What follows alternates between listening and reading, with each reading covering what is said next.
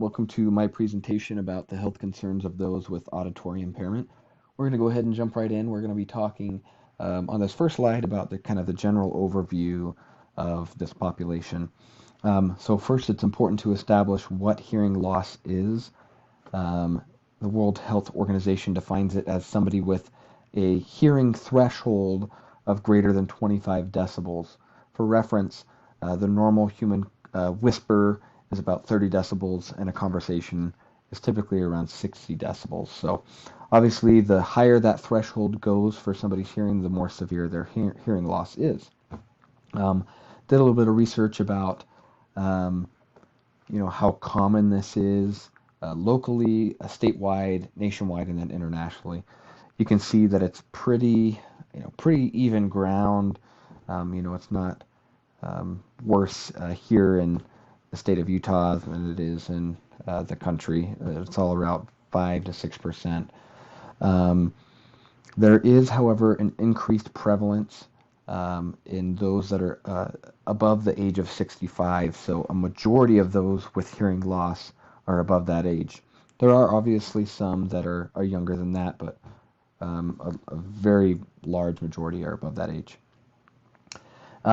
One of the first things that I wanted to do, one of the first things that kind of caught my attention and we'll be discussing a lot about is the statistic I have here at the bottom of the PowerPoint is that 21.4% of those with some type of auditory impairment skipped doctor's visits due to cost. This was in 2018, and that is just a little bit more than double than those who don't have any type of hearing disability. And so I wanted to kind of dig into that as we go through this presentation because that's one of the things that I found that was most concerning and affects this population most and makes them most vulnerable. I'm kind of touch on it here in this slide. So some of the contributing factors to poor health outcomes for this population is the social determinant of health of access to educational, economic, and job opportunities. So um, it's really unbalanced for those with hearing disabilities. As you can see, having an income greater than $50,000 a year, those with hearing disabilities are, a 25, about 25% less likely to be making that amount of money. And then if you kind of go down the line, that makes a little bit of sense because half as many people with hearing disability are graduating from college compared to the normal population. And then, of course, that's going to lead to, less jobs. So about 15 to 20% there as well, a difference in terms of, hearing disabled people having a job compared to those without. This was an interesting statistic that I found as well, is that not only were they not getting jobs or not keeping jobs, but 17% of them compared to 1.7% of those without hearing disability were actually not able to work. They were deemed, physically unable to work because of their conditions. Next, we're going to talk a little bit about the areas that are disproportionate areas of concern in terms of their actual health. So we're going to talk first about physical. Those with hearing disabilities are twice as likely to have falls during their lifetime. They're also at a greater risk of having hypertension, and more than 50% of those with hearing disability sleep less than 7 hours a night.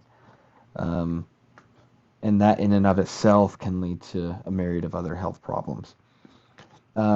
This was another thing that I felt was pretty interesting and I wanted to talk about more in this presentation, is that one of the areas of concern for those with auditory impairment that was significantly increased was psychosocial health and mental health. And those with this kind of condition, not only do they have an increased rate of depression, but they also had an overall worse perception of their health. Whether or not that was true, they just were more likely to think that they were unhealthy.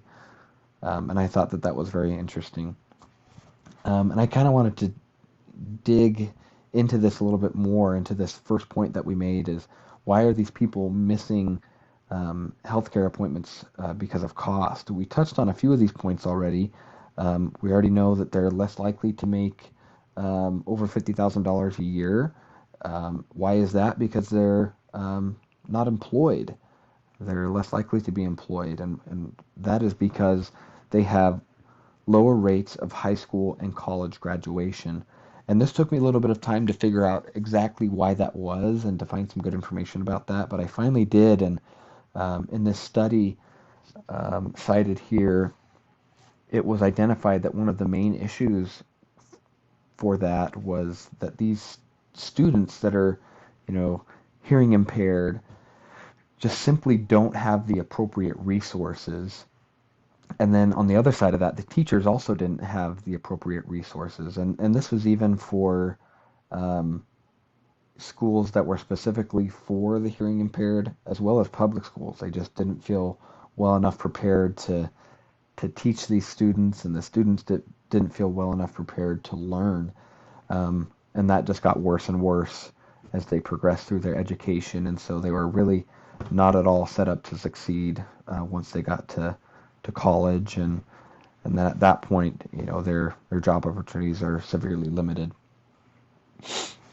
Um, this pyramid, this hierarchy of needs of Maslow's, um, it was interesting to go through this as I had been looking through the data and the statistics and think about how things fit into, you know, these different areas. Some of the things that I did feel like were met for these people was physiological. So, although they do have one of their five senses impaired, for the most part, you know, they can take care of themselves. They don't have limited mobility and functionality. Um, they don't have eating or drinking problems. You know, we already did kind of mention that sleep was an issue. But other than their auditory impairment, for the most part, even though they're at higher risk for other diseases, um, you know, I felt like this was an area that we could say was a win.